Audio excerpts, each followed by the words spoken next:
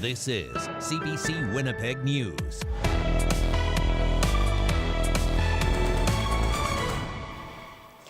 Good evening. Thank you for joining us. The city of Winnipeg is mulling over a makeover for its most famous intersection. The barricades are coming down from Portage and Main, but pedestrians still won't be able to cross at street level. CBC's Bartley Kiva shows us what the city has in mind instead. A circular walkway standing a story high, 4 formidable lookout towers, and a massive metal orb are some of the designs Winnipeg's contemplating for a new-look Portage and Main. The intersection's been closed to pedestrians since 1979, and it's staying that way. But the city has to remove the concrete barricades and dig up the intersection. The work has to be done because this underground walkway is protected by a membrane, and that membrane is leaking. And the repairs will cost at least $15 million. So Winnipeg plans to make the intersection prettier and easier for people to access during special events without allowing them to cross every day.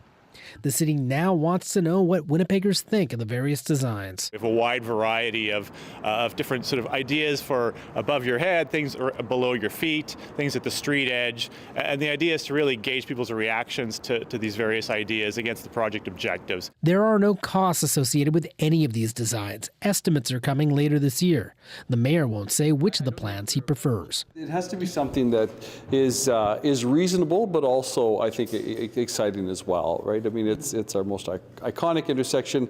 You know, that's not my favorite. Some of the mayor's council colleagues aren't impressed with this exercise. Sherry Rollins would rather just reopen the intersection. Some of these designs allow for people to have a pedestrian access to Portage and Main over top. We know we have a pedestrian access below, and I think the basic question is why not at grade? Reopening isn't on the table. Winnipeggers voted 5 years ago to keep Portage and Main closed. Adam Dooley helped lead the unsuccessful Vote Open campaign.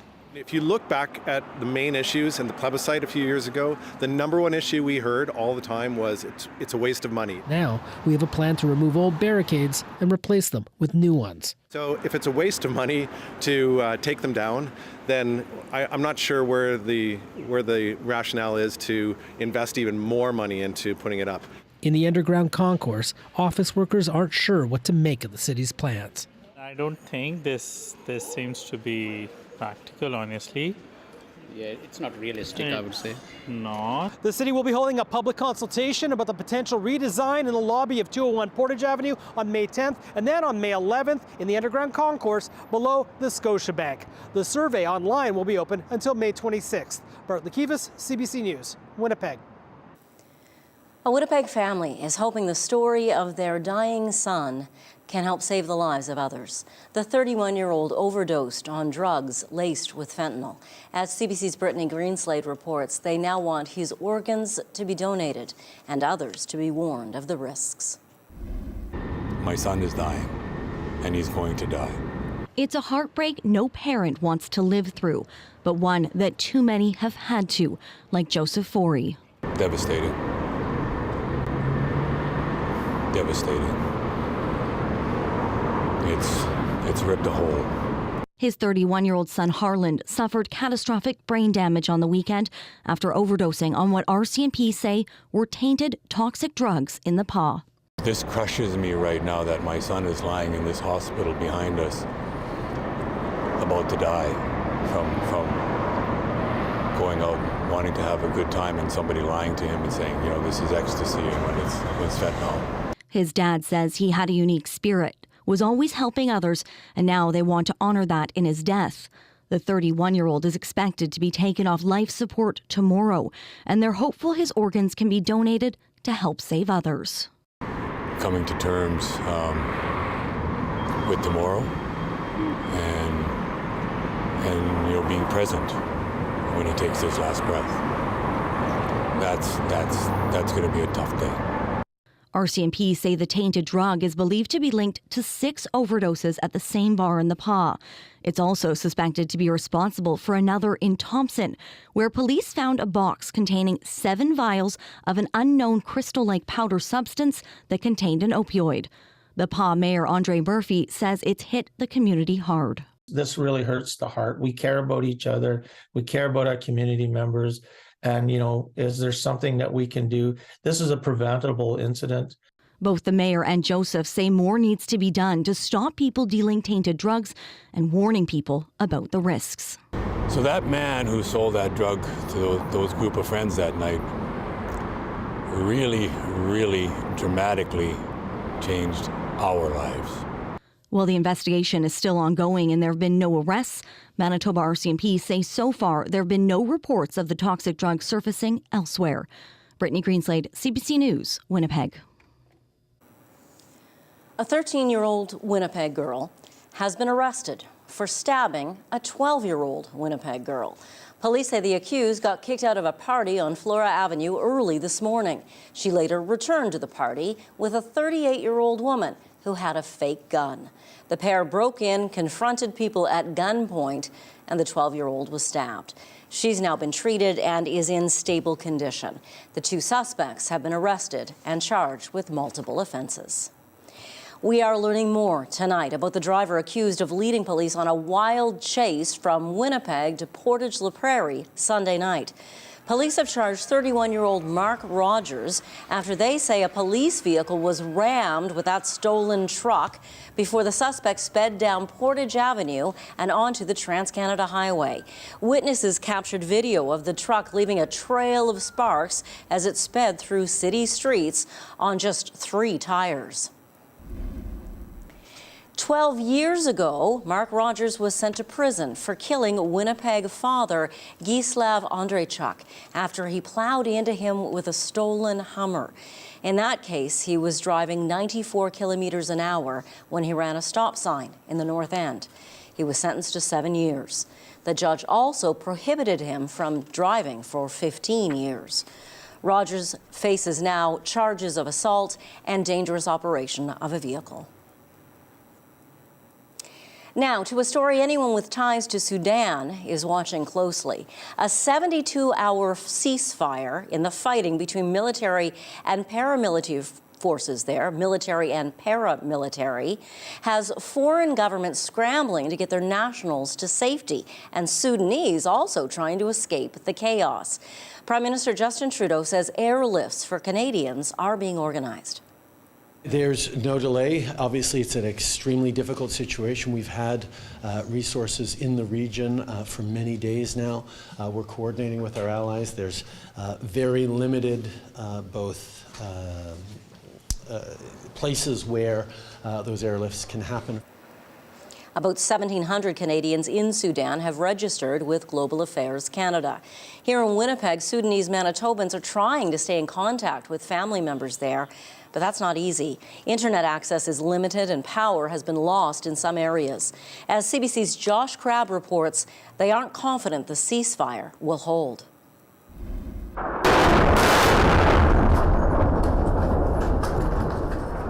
An explosion rocked an area of Khartoum close to homes, schools, and hospitals. Intense fighting erupted 10 days ago between rival forces in Sudan's capital, forcing some residents to flee and others to hunker down to escape the violence.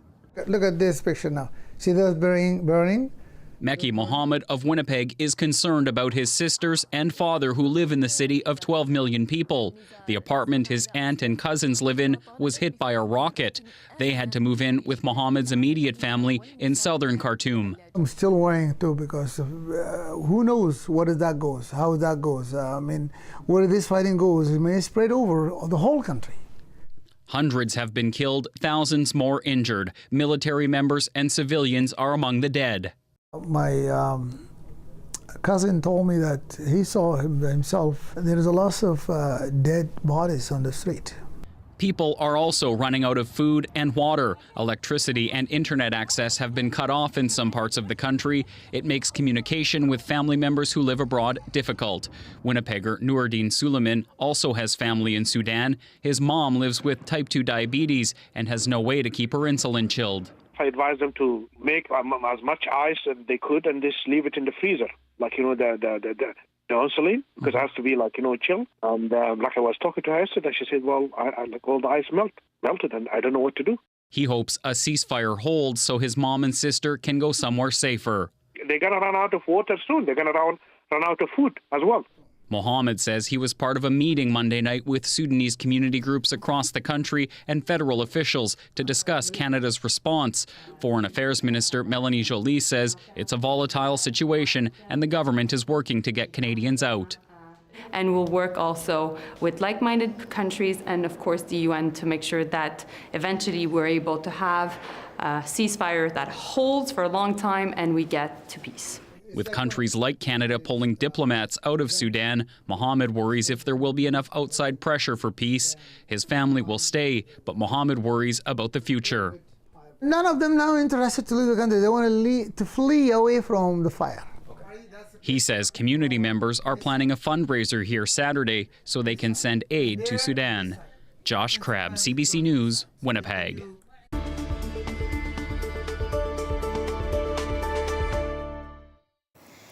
An outspoken doctor was summoned to a meeting with Manitoba's surgical task force, and he walked away disappointed. The CBC's Ian Fraze joins us now live from the newsroom. Ian, what is Dr. Dan Roberts saying? He says the task force is too quick to suggest sending some patients to the United States instead of funding options at home. It came in a letter published today in the Winnipeg Free Press, where the interim head of neurology at Health Sciences Centre spoke of a meeting he had in March. The idea from one of the task force members is to send multiple sclerosis patients away, some of them, in order to cut the wait list here locally. But he said no, saying that follow-up care options need to be close to home.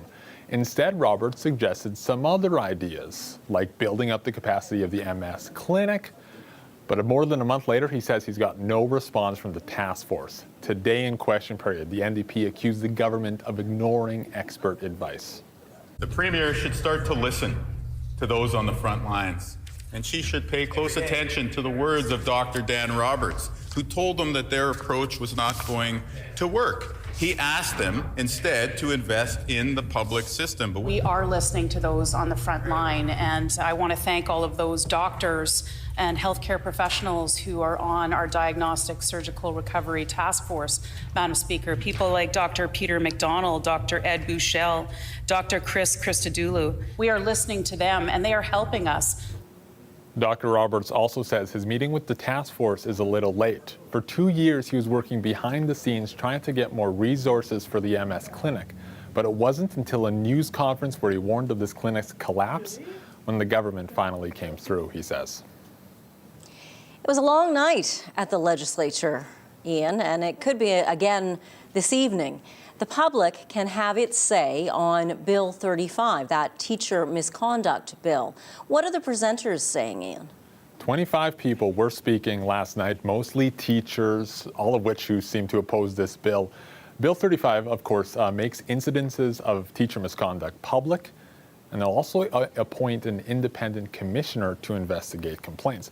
But the main sticking point for teachers is that this bill, which is trying to root out teacher misconduct, including abuse, also looks at teachers' competence. Jonathan Waite, a teacher in southeastern Manitoba, says that's unfair. Teachers have to take risks when it comes to connecting to students and guiding them on their education journey. And just as we set up safe spaces for our students to learn through decision making, teachers also need their schools to be safe spaces for them to find effective ways to educate every learner. I fear that some of my colleagues may end up being unfairly targeted simply for utilizing a different teaching style or exploring a curricular topic in a way someone in the public may deem incompetent. The PC government is defending this bill, saying the independent commissioner will have the means to toss any frivolous complaints. Janet.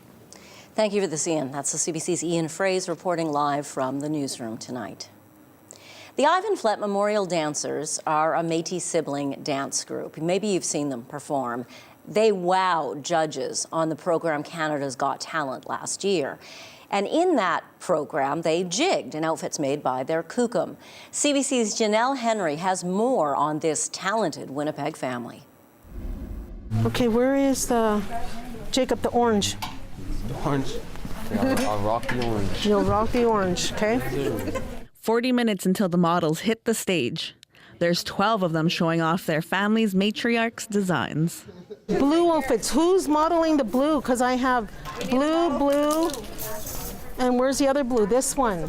Ashley's supposed to wear the blue. This is the rush that Dawn Harris-Flett loves about being the fashion designer for the Ivan Flett Memorial Dancers. But this time, the show isn't about them. They're here showing off their Kukum's Métis Square Dance outfits. Her looks were showcased at the RRC Polytech last week. This outfit here represents Sienna. It's the Thunderbird. Her name is Thunderbird Woman. So we have Thunderbirds displayed on her, the side of her, the back of her.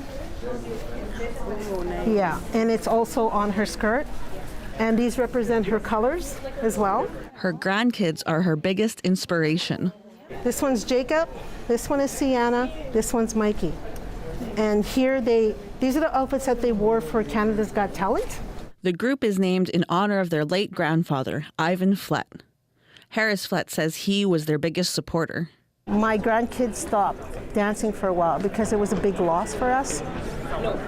Yeah, so after that, like, we just took a break for a while, and then the kids told me, well, Grandma, you gotta keep doing, keep going, keep designing, right? And I told them, well, you guys gotta keep dancing too then, you know, in honor of him. Now they have 3 generations of dancers in their family, which means outfits of all sizes for Harris-Flett to make. I told them, as long as they keep dancing, I'll keep making your outfits. Ashley Campbell is her youngest daughter. She was the one who kick-started their family tradition when she got into jigging as a young girl. We're all here, all our family, we're all here to support her. We're very proud of her. And we just want nothing but the best for her to showcase all her amazing creative work. Her business, Designs by Dawn, is known for bling, shine, and lace. She's like the go-to person. Whenever a team wants an outfit, they run to my mom right away. From parenting to designing, this Kukum from Ebb and Flow First Nation definitely has talent for keeping their culture alive.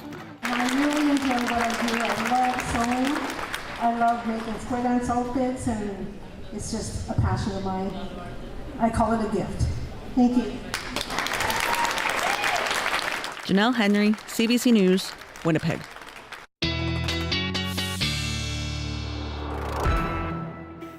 And I would say she's right to call it a gift. Very talented woman. Yeah. Meteorologist John Sauder joins us now. I know you've been watching this moisture that's moving our way. Yeah, it's a couple of low pressure systems that's going to kind of flatten the dust down a little bit. If you got the lawn raked up early, well, this is probably a good rain for your lawn. We did get to 10 today, but that was my forecast high. Right now we're sitting at 8 degrees. Here's a look at the rest of the current conditions. Well, we had dropped to 8. We've now risen to 9 again. How about that? South winds at 13. Not much of a gust in that wind. That was really the saving grace. Beautiful morning to be outside, even though winds or temperatures were right around the freezing mark. It was quite pleasant with the lack of wind this morning. And we'll have a day tomorrow that won't be quite like that, kind of rainy and windy in the afternoon. You can see on the satellites picking up this little bit of cloud around this part of the northern Red River Valley.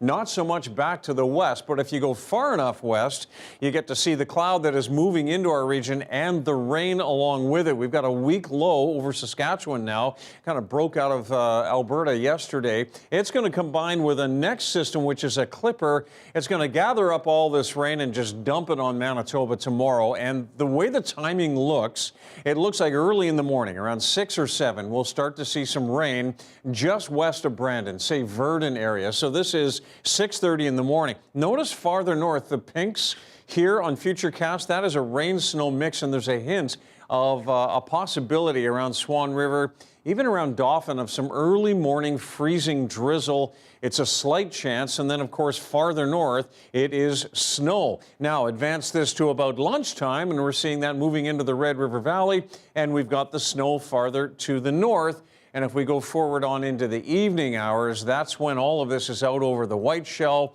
and starting to rain out into northwestern Ontario. Areas like Red Lake and Kenora starting to see that more steady rain. We may even see some clearing here into the evening hours, but then we get back into some cloud cover on Thursday, and there's another little push of rain or showers across the international border and a few scattered showers circulating from the north. So that's Thursday, mainly cloudy, chance of showers. Back to a sun-cloud mix, though, as we get on into Friday. Rainfall amounts backing off on these amounts over the next 36 hours simply because this system is moving quite quickly. 3 millimeters for Winnipeg, more like 6 or 7 out into northwestern Ontario. And there's a little bit of snow involved in this system farther north, maybe 1 to 3 centimeters in various locations across the north. So tonight in Winnipeg, it'll be a nice evening, but we do cloud over overnight. It's windy right off the get-go tomorrow, south 30 to 40. There's your morning temperature. Just cloudy in Winnipeg in the morning. Rain starts around lunchtime, should wrap up slightly after supper time. 8 degrees. South winds, though, at 30 to 50. It's going to be an interesting day. And then 9s and 10s as we go toward the weekend. Saturday, 9 degrees with, again, a chance of showers. Thanks, John. You're We'll talk to you a little later. He's best known here in Winnipeg for being fast on his feet and having a firm grasp of things. Running back Michael Richardson left the Blue Bombers, retired from the Blue Bombers 27 years ago. Since then, he's been tackling tougher problems than football players. And it's those skills that are bringing him back to our city. Michael Richardson has just been named the new CEO and president of United Way Winnipeg. Congratulations, sir. Thank you so much. This is a tough time to take over the reins of a charitable organization. Inflation's up, need is up, giving is down. Why did you want this job? Great question. Well, first of all, it's an honor and privilege to become the next CEO of United Way Winnipeg. And I've always admired their work, and the work of their staff, the volunteers, and the generous donors. And you're right, this is tough work. It's tough times, and I think this is the time where leaders need to step up, or should be stepping up. So I consider myself a leader. I've always admired United Way. I thought this was an opportunity, and sometimes, you know, helping to champion situations like this that leads to great success. You were very well known, a very successful Winnipeg Blue Bomber. When you retired, you could have parlayed that popularity into any number of careers. Why did you go into social work? Social work is just part of who I am. Like, that's part of my foundation. At a very young age, my grandparents were involved in the community and served in pancake houses and in soup kitchens and things of that nature. I was along with them as a little guy and helped out. So that's just instilled in me to be someone that gives back and try to support others that don't have much to, in their possession. So I think it's just part of who I am, and I did that work in Winnipeg for 19 years. I went on to Ontario to do work in a corporate environment for the province of Ontario, and now coming back to Winnipeg to be back in the community. We're rolling some video right now of number 31 in the blue and gold. What lessons from those days as a football player do you still draw on? I think perseverance. I think bringing people together, being a team player is a huge assets that I have now that I can contribute to being involved in sports. Combination of sports and my upbringing, I think, created the right spirit to be in social services. I've always wanted to help others feel included and belong, and I think in football did a lot of that for me as well. So I think I use a lot of those skills and a lot of the thinking and a lot of the energy that we put together as brothers in a football type environment, and I brought that into the corporate space. You were born in the southern states in Mississippi. What ties do you have with Winnipeg? How much does this place still feel like home? It's still home. It's still home. I spent a number of years there. I landed in Winnipeg in 1992 with my future ahead of me. And I stayed in Winnipeg right up until 2018 when I moved out here in Toronto. And now I'm going back to Winnipeg. So I've lived in Winnipeg longer than I lived in the States. So it's home to me. My kids, I still have 2 sons in Winnipeg. My mother-in-law is there. And there's a ton of fans and friends and other people that I've kind of grown up with in the Winnipeg community. Well, Michael Richardson, incoming president and CEO of United Way Winnipeg, welcome almost home. We'll see you soon. Thanks so much for having me. See you soon. He'll start his new job in mid-May. These folks just want to get back on the job. Federal public service workers are on day 7 of their strike. We'll have more on the story after the break. You're watching CBC Winnipeg News.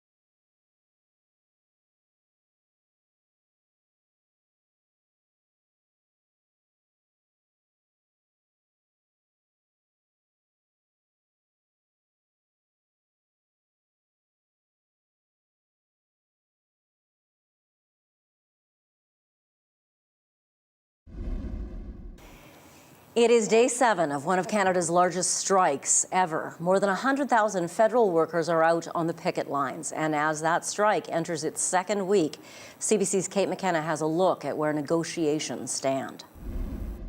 Workers from across the country, spanning many federal departments, have spent a week on the picket lines. Some of them say they'd rather be back at work, but they say this strike is important because it could set a Canadian precedent on issues like wages and the right to work from home.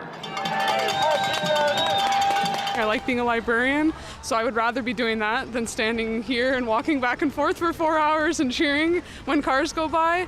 But I still think we have ground left to gain, and I think that's important. In Ottawa, hundreds of strikers crossed the Portage Bridge between Ottawa and Gatineau, blocking traffic for a short time. Hello, Justine! Can you hear us? Strikers also limited access to the Prime Minister's office and the Treasury Board headquarters. PSAC says it's escalating its tactics to try to pressure Ottawa into a deal. Federal ministers say they support the right to strike, but they're monitoring disruptions. We are in touch with ports, with airports, making sure there are contingency plans. But so far, we're focusing on the negotiation table. The Treasury Board says the sides are still negotiating and still making progress, but wages are a sticking point, so is the union's request to allow employees to work from home. Telework is a management right. I think we can be creative at looking at how we can review the telework directive, which is the conversation that we're having. Mona Fortier says the Treasury Board is offering a 9% raise over 3 years. The union has asked for a 13.5% raise over that same time. For now, the government says it's focused on getting a deal done, but in the meantime, Canadians can expect delays, doing things like renewing their passport and having paperwork processed. Kate McKenna, CBC News, Gatineau, Quebec. Public Safety Minister Marco Mendicino appeared today before a House of Commons committee looking at pending firearms legislation. The Liberals initially introduced amendments that would list banned models, but then backtracked in February in response to criticism from firearms owners. Marina von Stackelberg has more on proceedings intended to improve the bill. Bill C-21, Mr. Chair, is the strongest gun reform legislation this country has seen in a generation.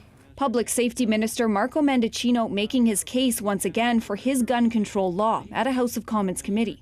The legislation would put a national freeze on handguns and raise maximum sentences for gun traffickers. We're committed to getting this right and getting this legislation passed for all Canadians. The Liberals withdrew amendments in February. They were criticized for not properly consulting with gun owners and publishing a list of prohibited firearms that included a number of long guns widely used by hunters. Minister, it's been a while that we've been waiting for you to come to this committee for these consultations. The Conservatives accuse the Liberals of virtue signaling. Bans don't seem to be working, Minister. How do you think this new so-called ban on so-called assault-style firearms is going to be any different?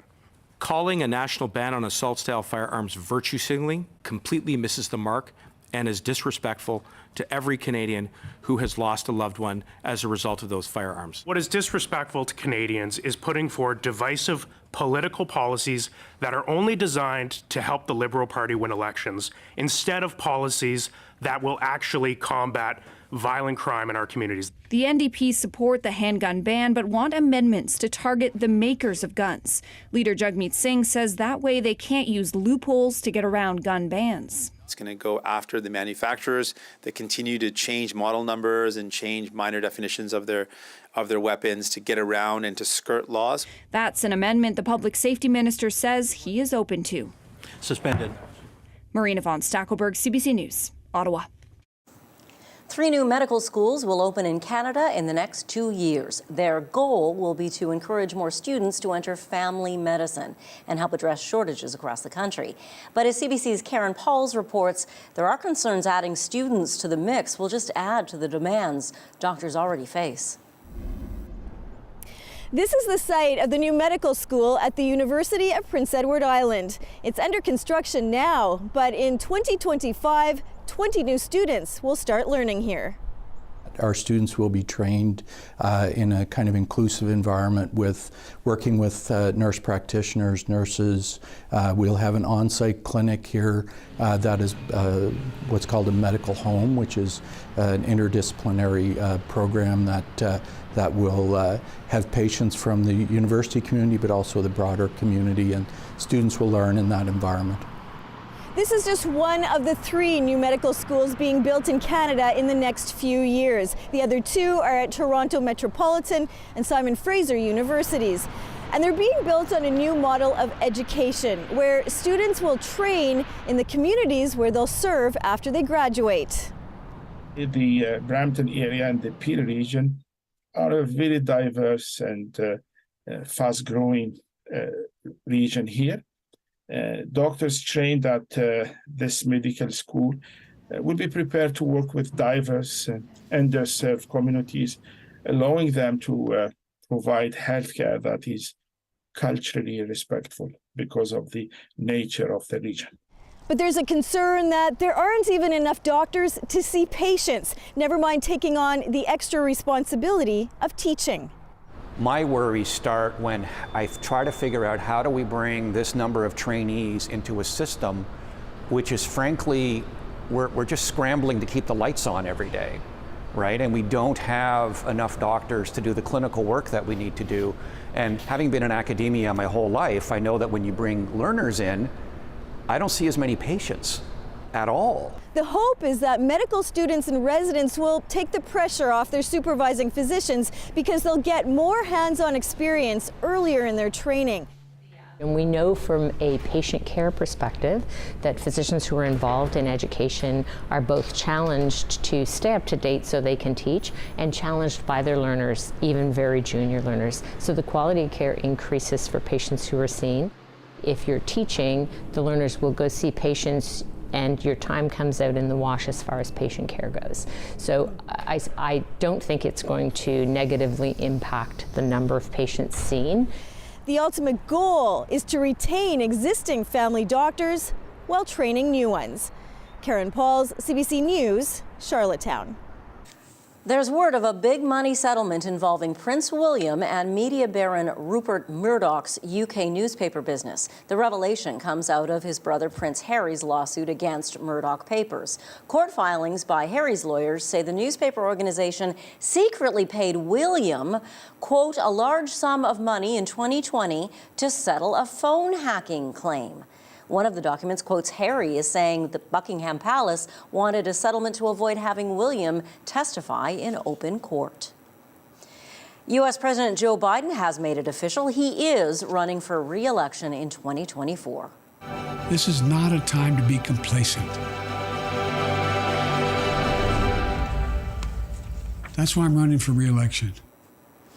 Today's Biden announcement was widely expected. Biden is 80 years old right now. He was the oldest person to be elected U.S. president when he took office at the age of 78. Still ahead, how a Winnipeg singer is giving back and inspiring other students to pursue their own love of music.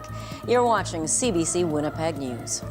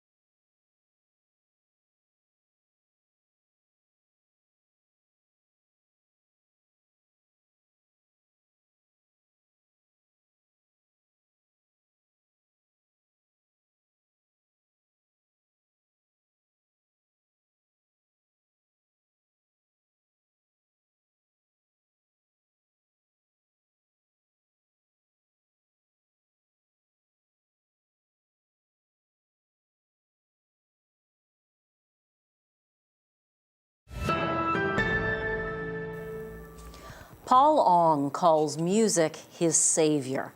Over the past 8 years, his annual Concert for a Cause has raised more than $100,000 for organizations such as Siloam Mission, Hands of Hope, and Cancer Care Manitoba. This year, proceeds will go to a program the singer holds dear to his heart, Sistema Winnipeg.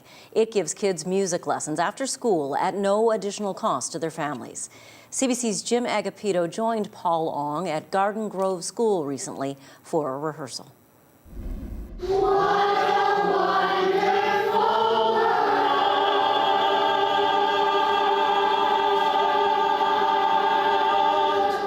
Hi, my name is Paul Ong. I am an educator by day, and I am a singer, and I've been given the privilege to use my voice as a platform to create a positive social impact in our community.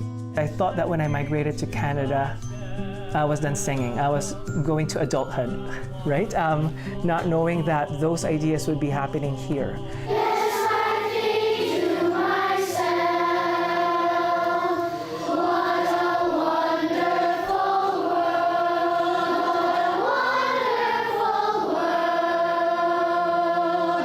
What we saw just a few minutes ago is what inspires me to come to work every single day and has been the driving force of the Concert for a Cause series.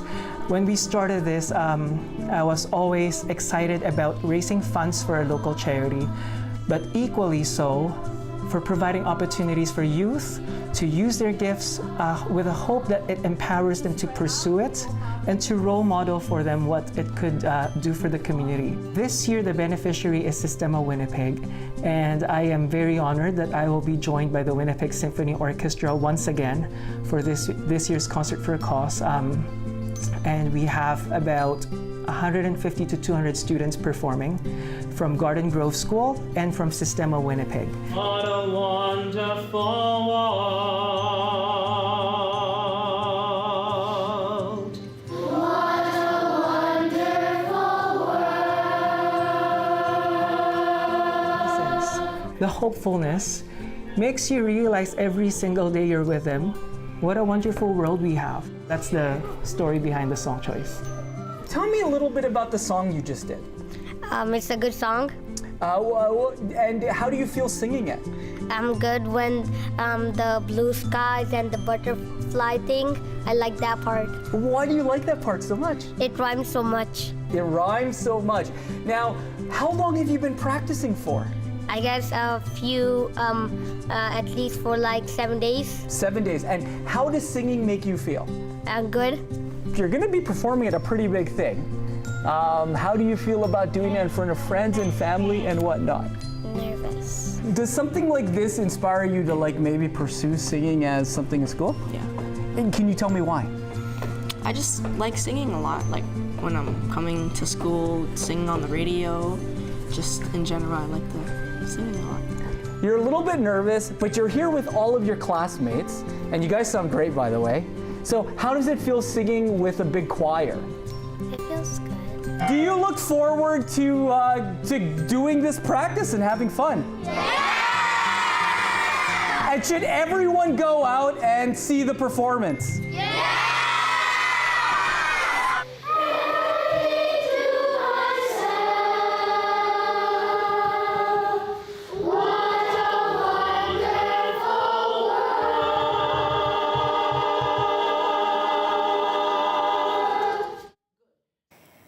That was CBC's Jim Agapito speaking with students at Garden Grove School and their vice principal, Paul Ong. This year's annual Concert for a Cause, which he is organizing, will be held at Calvary Temple in Winnipeg this Saturday at 7 p.m.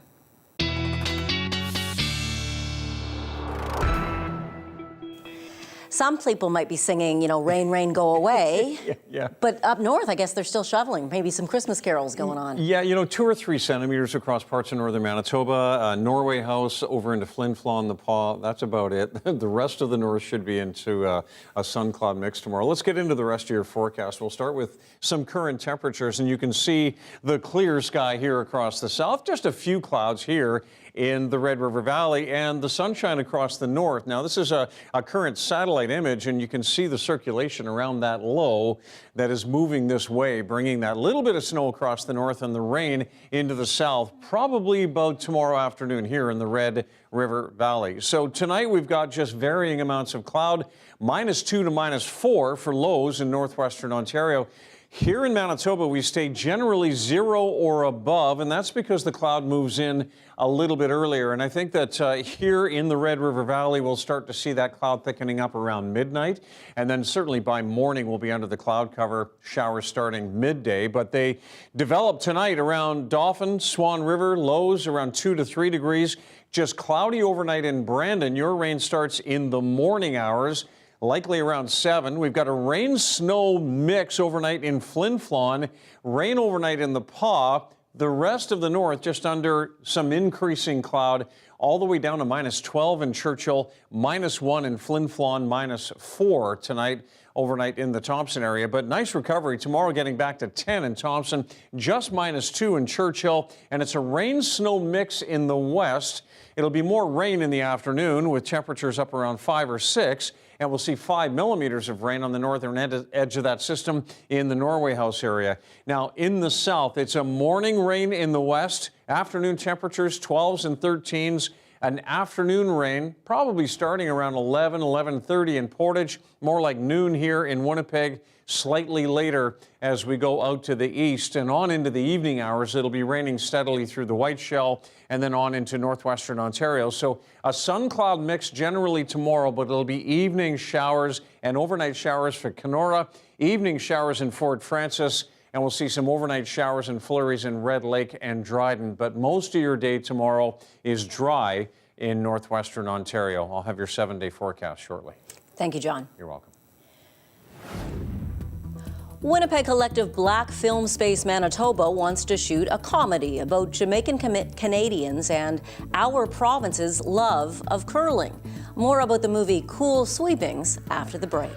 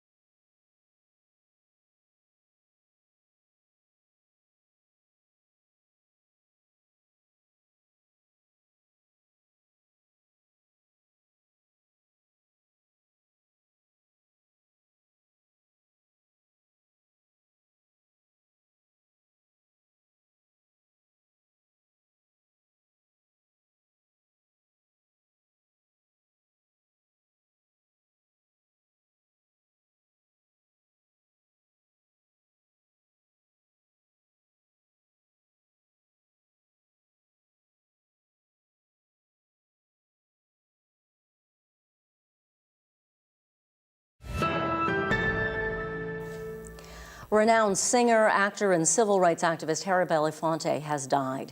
Harry Belafonte rose to fame in the 1950s with hits such as the Banana Boat song. Work all night on a drink of rum. Daylight come and we want go home. Known as the King of Calypso, he recorded more than 30 albums and was so popular he was invited to play at venues that had previously been off limits to black singers. In 1953, he won a Tony Award for his appearance in a musical, and he went on to appear in several movies. Belafonte was also an outspoken civil rights activist, a friend of Martin Luther King. He supported organizations working to end segregation. Belafonte also campaigned against apartheid and against poverty. In 1985, he organized a collaboration of musicians who sang "We Are the World," an anthem that raised money for famine relief in Ethiopia. Belafonte died of congestive heart failure at his home in New York. He was 96 years old. Harry Belafonte broke ground for black performers who would come after him. Decades later, we still have not achieved equity when it comes to racial representation. The collective Black Film Space Manitoba aims to change that in Manitoba's film and music industries. It's currently crowdfunding to produce a feature film, a curling comedy shot right here in Manitoba. I spoke with Chris Sharp, one of the film's executive producers, and asked him why he feels it's important to make this film. You know what? At the end of the day, it's all about inclusion. And when you're able to be seen and also be heard, it's just an amazing process to be involved in the creative scene, especially in the creative film scene. And, you know, Black Manitobans have been kind of left out of that process for years. So we're just super excited to be a part of the creative stories. In what ways would this film then be groundbreaking?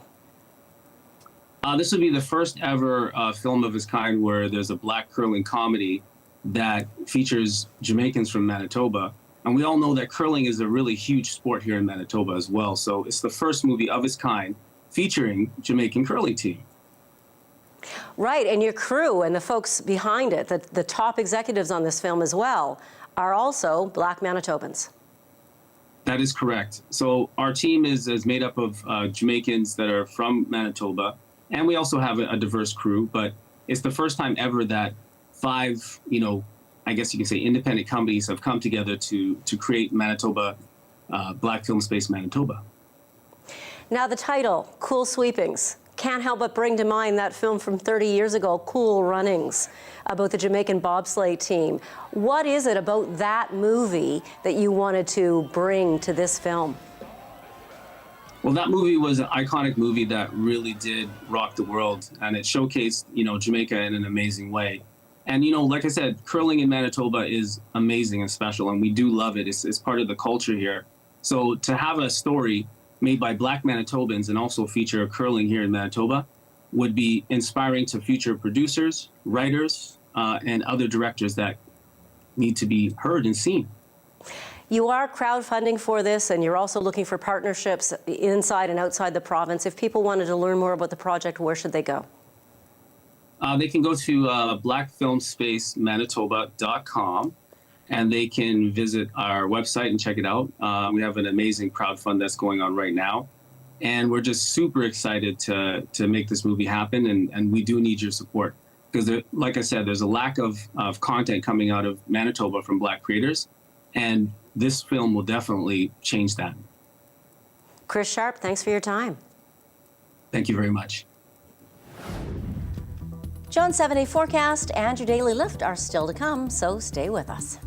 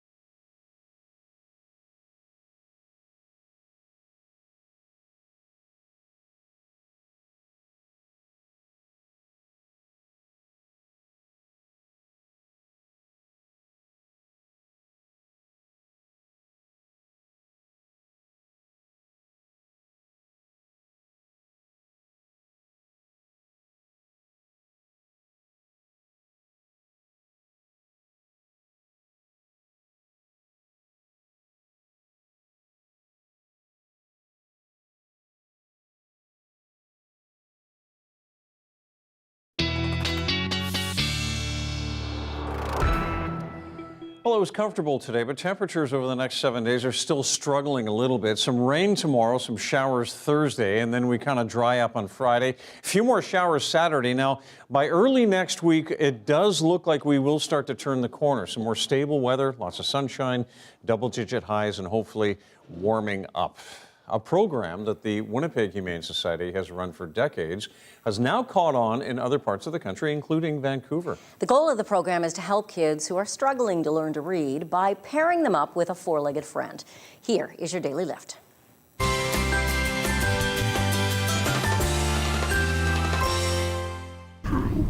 Is about balance.